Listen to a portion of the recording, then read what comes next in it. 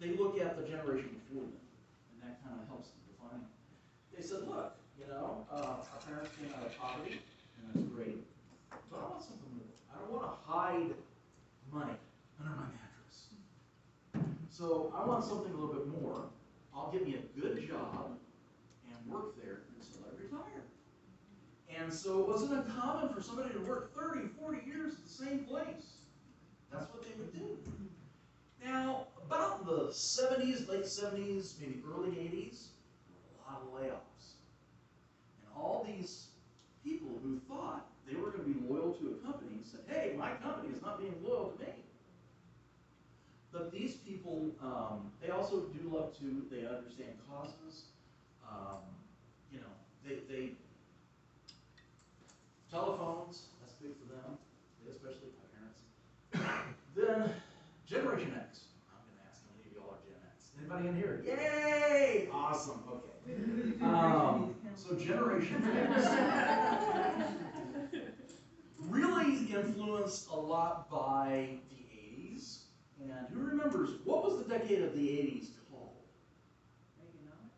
Reaganomics. Reaganomics, but the decade of excess. Just anything that you wanted. And so these children looked at their parents and they said, hey, how can you possibly be loyal to one company if they're just going to lay you off and throw you aside like that? So they said, you know what, I'm going to climb the corporate ladder. But step one may be with ABC company, and step two may be with XYZ company, and step three may be someplace else. And the baby boomers are saying, where's your sense of loyalty? And they said, there is no loyalty. I'm gonna get mine. I'm gonna advance as best I can.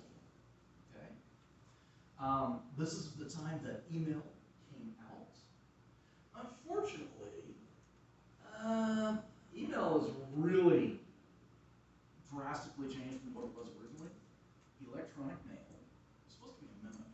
Does anybody ever remember actual paper memos? Where if you were in an office, you would read it, then you would put your initials, put it over the cubicle, and everybody would boom. So this is what that was supposed to replace, was that. And it's kind of turned into, email has kind of turned into a little bit of a tabloid, for lack of a better word. A lot of times they're just way too long. But we grew up with email. That's how we prefer to connect. Millennials. Millennials. How many millennials do we have in here? 1, 2, 3. Okay. So, here's the thing, and everybody always asks me, Blaine, are the millennials meeting in the woods in secret trying to plot against the rest of us?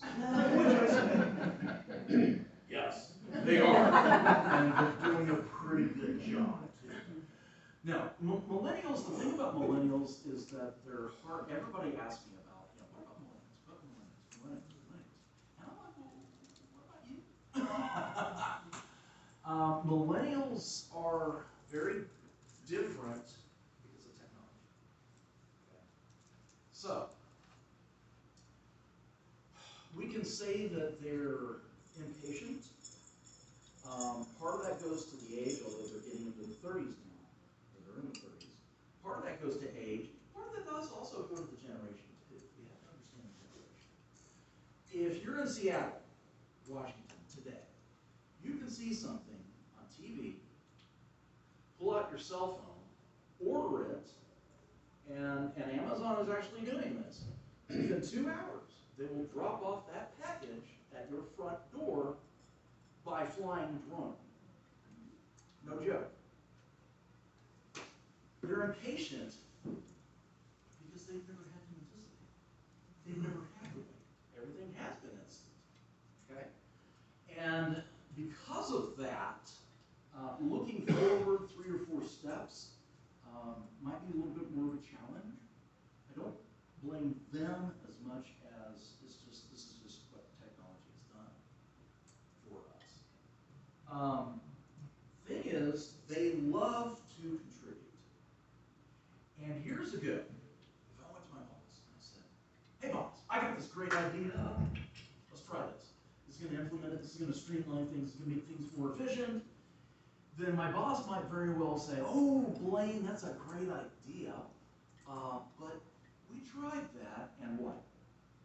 It didn't work. Say that to a millennial on a Friday afternoon. Monday, they come in with an app that will make that work. Okay? So, again, we have to understand what their talents are, understand their energy, and how it can be utilized. All right. So what I want you to do is work out either with your table. Yeah, you can just work at the table. This is good. I was going to put you on pairs, but no. Just at your table. See if you can't come up with one or two things under each column. What is an advantage to working with the greatest generation? Now, they're in their 80s, but there are still some of these people, late 70s, 80s, in the workforce. Okay? What are some disadvantages? Same thing, baby boomers, advantages, disadvantages.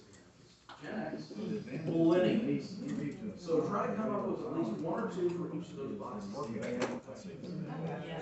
All right. Take about 5 or 6 minutes, we'll do that, and we'll discuss.